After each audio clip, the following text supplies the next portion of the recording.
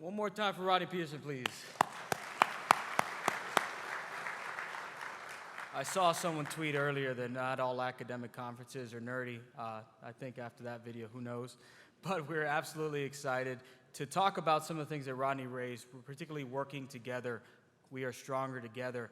And there's two individuals coming on stage next that they've dedicated a lot of their time and resources towards making that happen. So I want to welcome to the stage Mr. John Brickey, the Senior Vice President and Cybersecurity Evangelist at Mastercard, and Bridgett Paradise, the Chief People and Culture Officer at Tenable.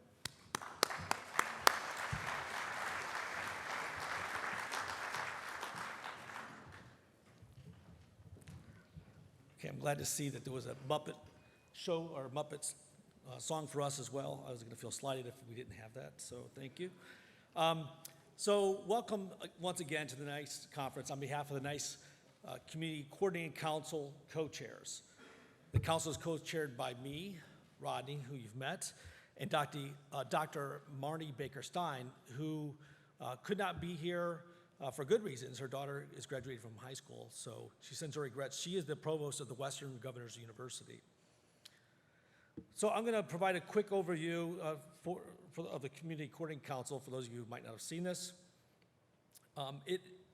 The NICE Community Coordinating Council, or the NICE Community for short, has been established to provide a mechanism in which public and private sector participants can develop concepts, design strategies, and pursue actions that advance cybersecurity education, training, and workforce development. In addition, let me go back one. In addition to community building across constituents from industry, government, and academia, a primary focus of the council is the development and implementation of the NICE strategic plan. This plan is an effort led by the NICE program office, so those small folks that Rodney mentioned, and it's coordinated both by the NICE community and the NICE Interagency Coordinating Council. A strategic plan is required by Congress to be updated every 5 years. The last plan was introduced in 2020, and it spans the years 2021 to 2025. The council and its working group spent much of 2021 developing an implementation plan for the NICE strategic plan goals and objectives that you can find on the website. I'll give that to you in a moment. The plan includes 5 goals.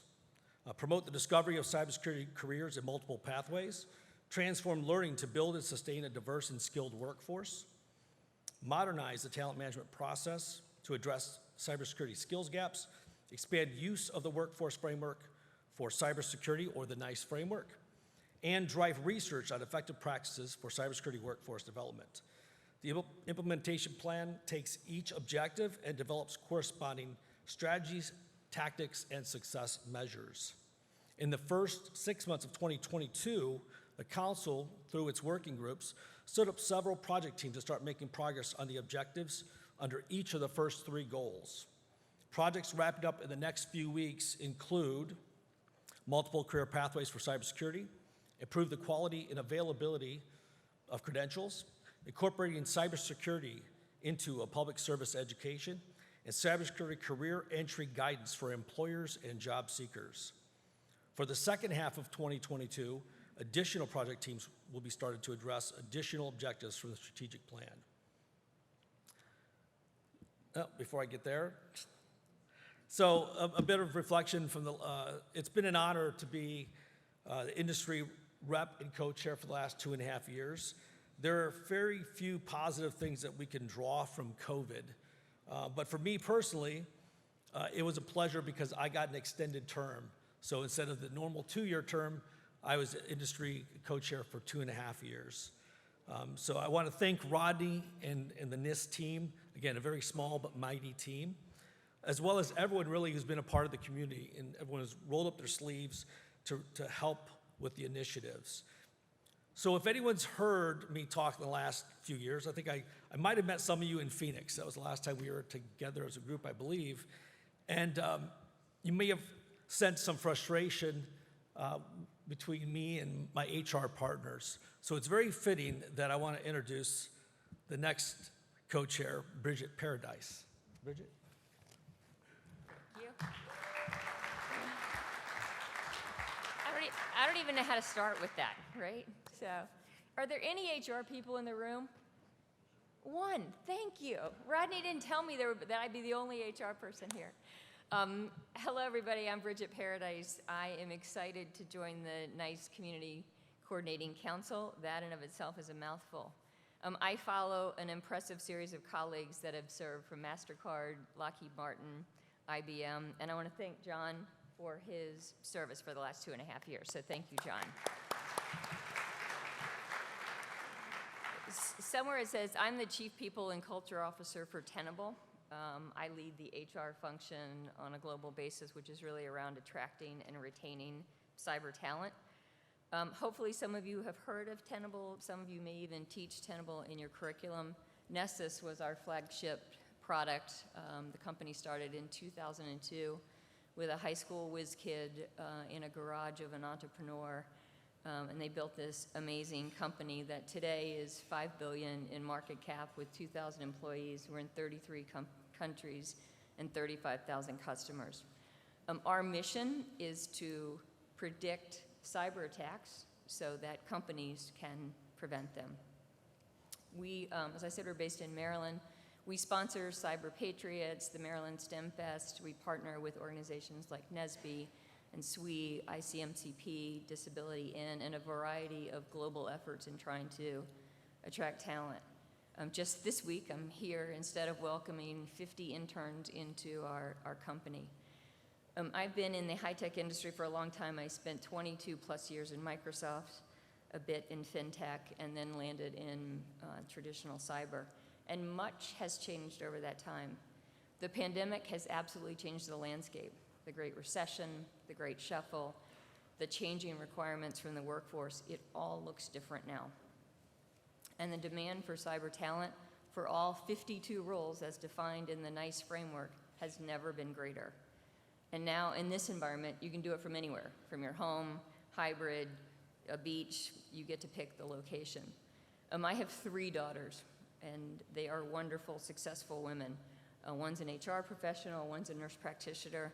My most recent grad is a beloved 2nd grade teacher. But if I had to counsel them when they were starting out in kindergarten or middle school, I would have told them that the career of our time will be in cyber. It's purposeful, it's challenging. We're literally on a mission to protect the world's economic infrastructure. So what could be more impactful than that? It's really fun for me to spend yesterday and the next couple of days learning from all of you on how we can continue to bridge the gaps and grow the cyber workforce. I want to say what a privilege it is for me to be a part of this community. We all already see the talent gap. The cyber attacks are only getting more sophisticated, so the mission is critical. I hope to be a good advocate and a sponsor in this role. I hope to bridge the barrier for HR. HR hates being the brunt of jokes. But I'm really excited to be here, and I want to thank Rodney for the invitation. Look forward to meeting you all later at the booth. Thank you.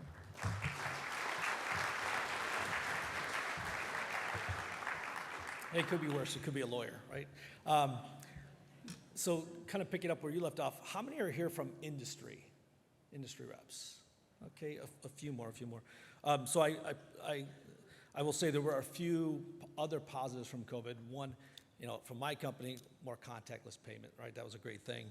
But we got to sponsor, Mastercard got to sponsor the NICE K-12 conference for 3 years instead of 1, because the plan was, Rodney convinced me when we were in San Antonio several years ago, hey, maybe Mastercard could sponsor the future NICE K-12 conference. I said, that'd be a great idea. I'm gonna get all over it, and we did.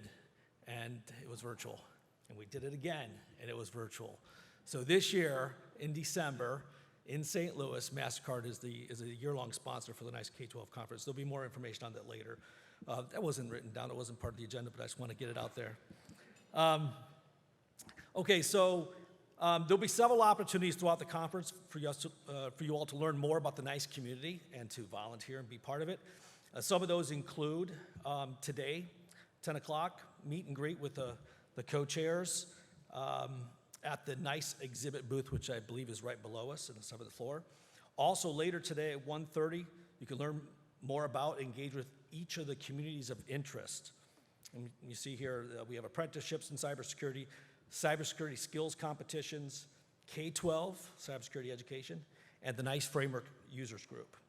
Also, tomorrow at 1:30, you can learn more about and engage with each of the working groups. So promoting cybersecurity discovery, transform the learning process, and modernize talent management. If you're unable to attend any of these, any of the breakouts today, or if you're watching online, please go to the website, nist.gov/NICE, where you can learn more about the NICE community, the working groups, and the communities of interest.